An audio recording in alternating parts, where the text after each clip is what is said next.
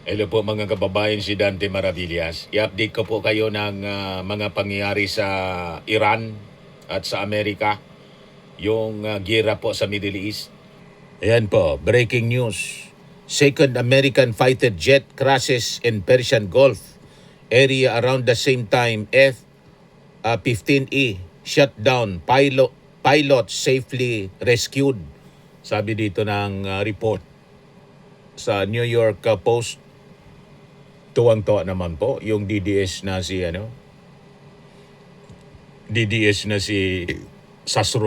Mr. Sasrugando Sasot. Hala, uy, nasa side sila kasi ng Iran. Kasi yung Iran, mga kababayan, kaalyado ng China. So sila nasa side ng ang mga DDS nasa side po ng Iran, nasa side ng mga terrorists.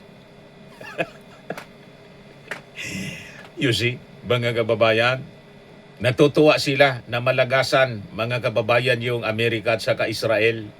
Na-rescue po, sabi dito sa report ng CNN, US rescue one of two crew members from fighter jet downed over Iran. Sabi po sa source. Yan o. In-acknowledge siya, mga kababayan, ni US President Donald Trump. Ganon talaga pag may gira. Tanggap yan ng Amerika, mga kababayan. Right now, nasa 13 US servicemen ang namamatay. Bigyan ko kayo ng update. Summary ng mga kaganapan, mga kababayan. Yan o. Daring double rescue mission ang ginagawa ngayon ng mga American forces.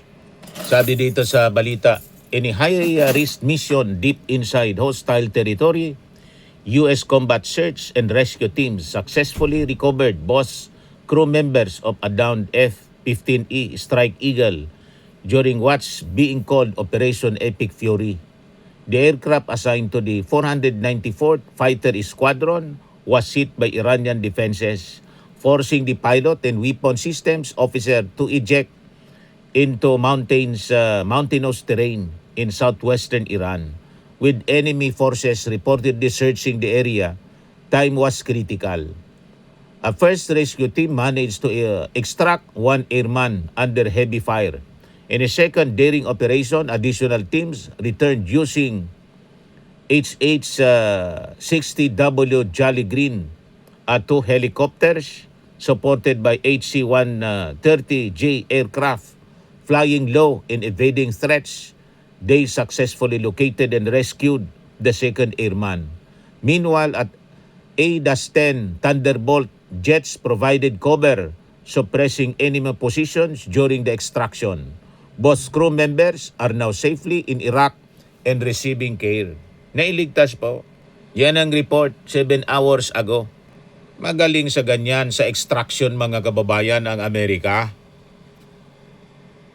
Well, experience po. Pero hindi natatakot malagasan yung Amerika. Parte yon sa kanilang misyon, mga kababayan. Sabi nga po ni Donald Trump, no man left behind. Ito may Holy Week pala si Donald Trump. Mamaya kuhaan ko sa inyo. President Donald Trump. May Holy Week message siya. Ito muna sabi ni Donald Trump. No man left behind. No other country takes this motto as seriously as the US Armed Forces. Sabi po dito. Ganon sila, mga kababayan. Di pinapabayaan. So sabi dito, why do we do this? Why is no man left behind such a strong core doctrine in the US military? It's because it builds unbreakable trust. You fight harder when you know that your team will come for you no matter the cost. This time, it's no different, and the US military will bring them home. Ganon sila. No other military does this for its service members to this scale. Russian forces frequently treat their military members as expendable, leaving the wounded behind when the mission demands it. Similarly, China also emphasizes a mission-first mindset without any sophisticated doctrine developed for the rescue efforts. NATO allies in Israel do have doctrine similar to the US CSR, but due to smaller budgets and less capable debt and military assets, they are not always able to keep escalating additional equipment and personnel into the rescue. We have engaged in rescues all the time, with examples like Black Hawk Down in 1993, where we lost 18 U.S. lives in the rescue, or the Jessica Lynn's rescue in 2003, or the Bo Bigdal expending significant time and resources for their safe return. Yan ang motto ng mga Amerikano. No one left behind. Yan ang motto nila, mga kababayan. Kaya matatapang yung mga Amerikano. Talagang lumalaban ng patayan po. Kasi tiwala sila na may rescue at hindi sila pababayaan ng kanilang mga kasama. Mamatay man sila sa operation, gagawin nila yon for the service of the American people and of their yung mga kasama nila na mga sundalo. Ganon ang motto ng mga Amerikano, mga kababayan, kahanga-hanga. Yan ito na yung latest, mga kababayan, sa nangyayari sa Iran. Multiple explosions were reported across Tehran in surrounding areas early Saturday, according to the messages received from residents, with one eyewitness describing Friday night as the most terrifying one since the beginning of the war. In the capital, residents in western districts including Janat Abad, Punak Sharan, Sharak Asadi, Tehran Pars, and Ikbatan said they heard one or two powerful blasts between 2:24 and 2:26 local time, with some reported their homes shaking. Nagsisimula na siguro yung final attack, mga kababayan, na sinabi niya na tutuldukan ko na niya ito in 2 to 3 weeks. And we will send back Iran to the Stone Ages. Minak ng Iran, mga kababayan. Yung Amerika, ayan sabi niya, kasi inulit yung sinabi ni Trump, ni Secretary Hegseth, back to the Stone Age. Sabi ng Iran, Stone Age, at a time when you were still in caves, searching for fire, we were inscribing human rights on the Cyrus cylinder. We endured the storm of Alexander in the Mongol invasion and remained, because Iran is not just a country, it is a civilization. Nagyabang, mga kababayan. Ibabalikan niya ninyo kami sa Stone Age. Noong panahon niya na nasa kuweba pa kayo at naghahanap pa lang ng apoy. Kami niya, advanced civilization nagsusulat na kami ng human rights sa Cyrus cylinder. Kasi nga po, ang mga Persians matagal na. Yung Persian civilization, ancient civilization kasi siya. Tulad siyempre ng Israel. Pero ang hindi siguro natatandaan nitong si official ng Iran, like them, ang mga Americans po, galing din sa ancient civilization. Base, mga kababayan, sa Table of Nations, ang mga Americans, mula siya sa lahi ni Japet. Sila mula sa lahi, mga kababayan, ni Shem.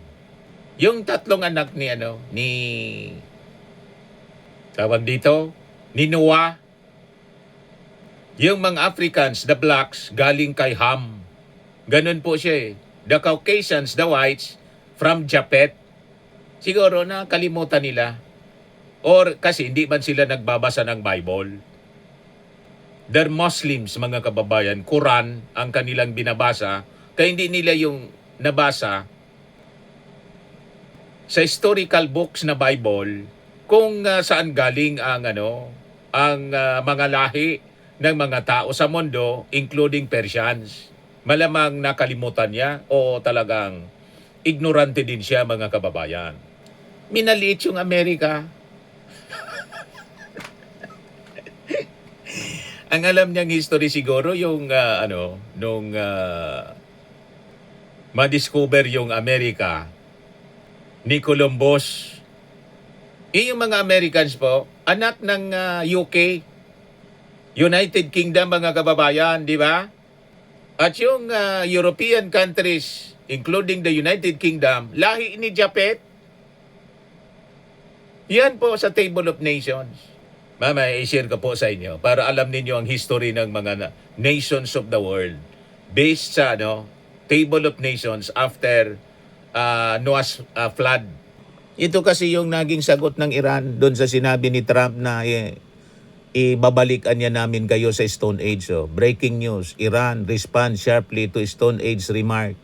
A diplomatic exchange has sparked attention online after a comment attributed to a U.S. Secretary of War describing Iran. Si Trump ang unang nagsabi niyan. Inulit lang niya, Hegseth, as being pushed back to the Stone Age. A quote from President Trump post drew a strong rebuttal from the Iranian embassy in South Africa. In response, the embassy issued a statement defending Iran's historical legacy, saying Stone Age, at a time when you were still in caves, searching for fire, we were inscribing human rights on the Cyrus cylinder. Mas advance niya kami sa inyo. Ang tanong ngayon, kung kayo ay advance kaysa sa mga Amerikano kasi nauna kayong civilization in your belief, sana kayo pinulot ngayon. Ibig sabihin, stagnant kayo. Backward. Kayo, nagde-develop pa lang ng nuclear power, nuclear arms, nang iyon ang dahilan kung bakit kayo binubomba ng Amerika. Yung Amerika is now a great power. So nalampasan kayo ng milya-milya. Nandun na sa buwan, kayo ni isang astronaut. Wala man kayong astronaut na nakaapak sa buwan. O di ba? Minamaliit ninyo yung Amerika. Saan kayo inabot ngayon? O di ba? Ang ibig sabihin, you were left behind in terms of progress. Di ba? Kasi puro kayo gira ang iniisip ninyo. Pakikipag-away sa Israel. Hindi kayo obra. Sa prophecy, hindi kayo obra sa Israel. Matutunaw kayo.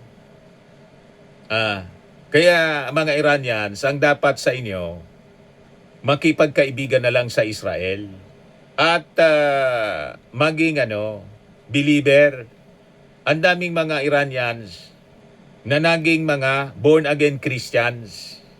Pero kayo na mga lumalaban sa Israel, puro pakikipag-away ang ginagawa ninyo. Kaya curse ang nandyan sa inyo. O di ba? Naubos na yung inyong mga leaders, si Khamenei, top officials ng Iran, naubos na. Naghihingalo na lang kayo, nagyayabang pa kayo. You see?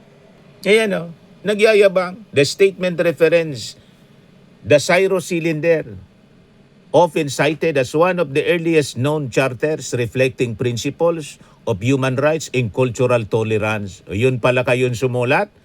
Bakit hindi ninyo ino-observe yung human rights? Yung human rights ng mga kababaihan dyan sa inyo. Di ba? Kaya nga yung mga kababaihan na Iranians nagsasayaw-sayaw, tuwang-tuwa sa ginagawa ng Amerika. Kasi nililiberate ng Amerika sila sa inyo.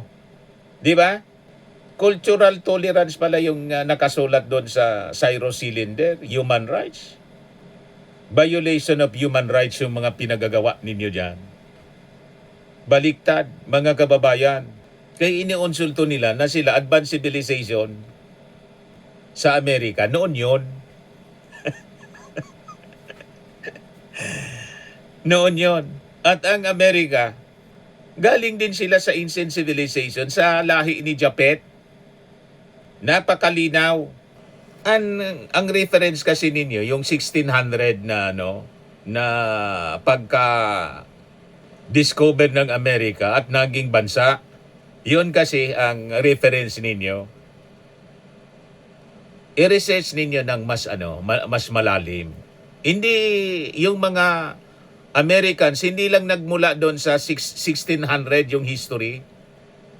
Mula sila sa ancient peoples like you, na mga Persians. Yan ang sabi dito. The embassy further emphasized Iran's long-standing resilience, highlighting that the nation has endured major historical upheavals, including invasions by Alexander the Great in the Mongol invasion, yet continue to exist as a civilization. We endured the storm of Alexander in Mongol invasion and remain because Iran is not just a country, it is a civilization. The remarks come amid heightened geopolitical tensions involving Iran, the United States, and regional allies, with diplomatic rhetoric increasingly reflecting deeper historical and ideological narratives. Nagyabang para yung mga Chinese, mga kababayan, na feeling nila mas nauna sila sa atin dito sa Pilipinas. Kasi sinda Middle Ages, mga Chinese na sila. Tayo po yung ancient Ophir. Mas nauna pa sa China, yung ancient Ophir. Kaya lang, mga kababayan, pinangalanan ni Magellan, ni King Philip, in honor of King Philip, yung Pilipinas, nang sabi, ma-discover yung Pilipinas ni Magellan. Hindi po na-discover ni Magellan ang Pilipinas. Kasi nang dumating dito, si Magellan po, nandyan na sila Pulapo. Pinatay nga nila Pulapo si Magellan. Paano na-discover niya yung Pilipinas? May mga dati ng mga tao dito at may organized laws na tayo at may sariling salita, yung baybayin. May mga dato tayo noon. Di ba? Mga kababayan, sila Pulapo nga. Pinatay si Magellan, kaya mali na Magellan discovered the Philippines. Mali yung history. May mga tao na dito bago pa dumating yung mga Kastila, mga kababayan. Ito po, i-share ko sa inyo. The biblical origin of the American nations can be viewed from the two primary perspectives: the ancient origin of the indigenous populations as descendants of Noah, and the modern founding of the United States, often sees as a new covenant community. According to the literal interpretation of the Bible, all humanity originated from Adam and Eve and was later repopulated through the sons of Noah. Yung tatlong anak niya, si Shem, si Ham, and Japheth, after the great flood. The dispersions from Babel following the confusion of the languages at the Tower of Babel in Genesis 11, different language groups and families migrated to various parts of the earth. Ganon po. And the Americans, descendant sila ni Japheth. The white people. Kaya kung makakwento itong ambassador ng Iran, akala nila sila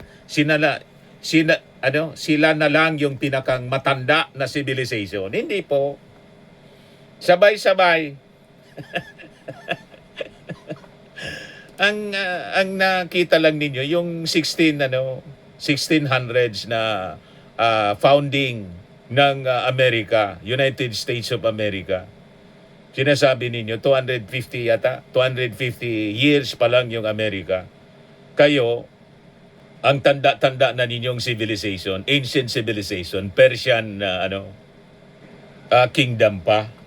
Ganon. Tulad kasing tanda ng mga Babylonians, yung Iraq. Hindi ganon. Minalit ninyo yung Amerika. Yan po sa Table of Nations, mga kababayan, kung paano nag-disperse yung mga tao na naging bansa sa mundo. The Table of Nations in Genesis 10. in First Chronicles 1 is a list of 70 descendant nations from Noah's three sons, Shem, Ham, and Japheth, after the flood. This list, often considered a map of the ancient world, serves to illustrate the genealogies and early spread of humanity across the Middle East, Africa, and Europe. Yung mga descendants ni Japheth na puntang Europe, yung mga descendants ni mga anak, kapo-apuan ni Ham, yun ang mga tao sa Africa, mga black people. Tapos yung mga descendants ni Shem sa Middle East and Asia, in Southeast Asia, including the Chinese people, yan ang descendant ni Shem, mga kababayan. Pero yung mga Egyptians, Libyans, mga kababayan, parte yan ng Africa, mga African people sila, descendant ni Ham, mga kababayan. Ganon sa Table of Nations po. Kaya hindi pwedeng sabihin ng mga Chinese na sila mas sa atin, mas matanda. Hindi pwedeng sabihin po. Sabay-sabay yung pag-spread ng i-confuse ng Diyos yung salita in the Tower of Babel. Comes now the Asian countries from the descendants of Shem, the Chinese, the Filipinos, mga Ophirians, mga kababayan, ganun po.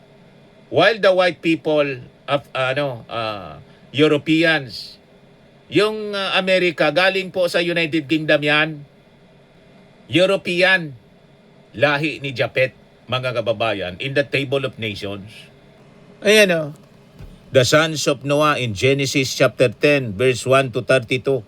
Japheth, 14 nations associated with maritime peoples in northern regions including Gomer. Ang Gomer is Germany, Magog, Russians, Madai, Javan, Tubal, Turkey, Meshech, and Tiras. Yan ang mga ancient names ng mga bansa. Grabe yan Mr. Maravillas pala yung knowledge sa history, biblical history po. Pinag-aralan namin yan. Ang Bible po, historical book, scientific book. Yan ang yan ang totoo niyan. Yan Ham, 30 nations, mga kababayan, associated with Africa, mga blacks, 30 nations sila. In the Middle East, including Kos, Egypt, Misraim, Put, in Canaan. This line includes Babylon, Nineveh, in Sodom, in Gomorrah. O, kita ninyo. Tapos si Shem, 26 nation associated with Asia in the Middle East. So, ang kay Ham, tapos kay Shem, may Africa in Middle East.